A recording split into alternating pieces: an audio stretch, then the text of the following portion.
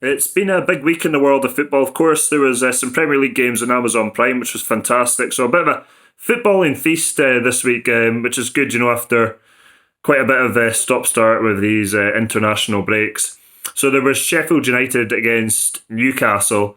Newcastle were dominated from this game from start to finish, but they obviously got the first goal, and then John Joe Shelby scored the controversial second goal, although he was onside and he played to the whistle. So in the new rules with VAR, he did the right thing, but Sheffield United could feel aggrieved. They bounced back today, though. They beat Norwich City 2-1 at Carrow Road, so Sheffield United still going strong and only 2 points behind Manchester United. Manchester United going really well as well.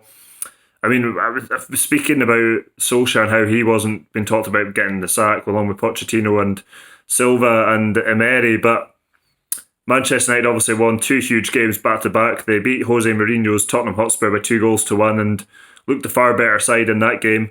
And then they beat Manchester City 2-1 at the Etihad to effectively end Manchester City's title hopes. Again, we're the far better side, and don't give credit where credit's due. Manchester United were well worthy winners, and they showed that they probably are a team for the big games. They beat Chelsea twice this season. They've beaten Manchester City at the Etihad. They've beaten Tottenham. They drew with Liverpool. Could have beaten Liverpool as well. Would have been the only team to do so far in the league. So they've had a really kind of good week, but they seem to come unstuck in other games. They seem to be very inconsistent, but on their day, a very good outfit. So I mean, Solskjaer will be looking for consistency if he's going to be there long term. Liverpool against Everton was a cracking game. It proved to be the last game for Marco Silva. Divock Origi had two really well taken goals. The first one he's kind of run through on goal and he's put it past the goalkeeper. It was just brilliant pace and athleticism. Second goal he scored, it's a ball over top by Lovren. Takes a incredible first touch Ibrahimovic should be proud of, and then lobs it over the goalkeeper. And Liverpool would win that game by 5-2, and that was the end for Marco Silva. And Everton had to regroup, and regroup they did under Duncan Ferguson, who is caretaker manager. And Duncan Ferguson, much like in his playing days with heart and determination, that's the way that Everton played against Chelsea. They were first to every ball, defended brilliantly, and were well worthy winners with a 3-1 win. Arsenal again struggled. They played against Brighton and Hove Albion. They were 1-0. They lost the game by 2-1. They were 1-1 at one point, but then a second goal from Mope dashed Arsenal's hopes of winning that game, and that was at the Emirates. Manchester City ran out easy winners against Burnley, but after losing against Manchester United in the derby, it didn't really matter. So on to the Old Firm game. Rangers dominated the game from start to finish, really. Morelos was denied time and time again by Fraser Forster. You could look at it one of two ways. You could say that Morelos should have done better and probably in a few of the opportunities he could have. I mean, some of them were from a ridiculous angle, but Fraser Forster was absolutely outstanding. He made also a really brilliant save from Ryan Jack. I think it was about maybe the half-hour mark. A strike similar to Bert Conterman's when Rangers beat Celtic all those years ago in the League Cup semi-final, I think it was. But it was a brilliant save by Fraser Forster, and he was just not going to be beaten today.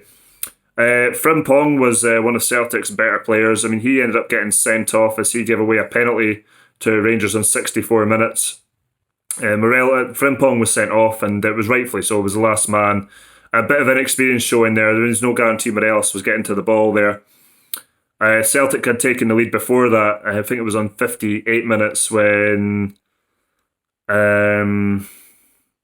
Julian scored a header, but the three Celtic players were offside when the free kick was taken. And that was the only goal of the game, so Rangers would be right to feel aggrieved by that. But Rangers had the chances to win this game. They were well on top in the first 15 minutes, creating plenty of chances. 10 corners today, and not one of them could we really look like scoring from, which was disappointing, really. But we were winning every battle, we were first to every ball. If I felt that Celtic were the better team today and won, by being the better side, listen, I gave an honest assessment of that when they beat us at Ibrox. But today we absolutely dominated the game, and football's a funny old game. Sometimes it doesn't go for you. Can be encouraged by the performance, but I mean it's a cup final, so as Stephen Gerrard says, there's not really any positives to take from it. Fraser Forster was outstanding for Celtic. Frimpong, as I said, he was brilliant before the sending off. I mean, he was a constant threat, and he stopped Ryan Kent the whole game. I mean, he was certainly one of Celtic's better players.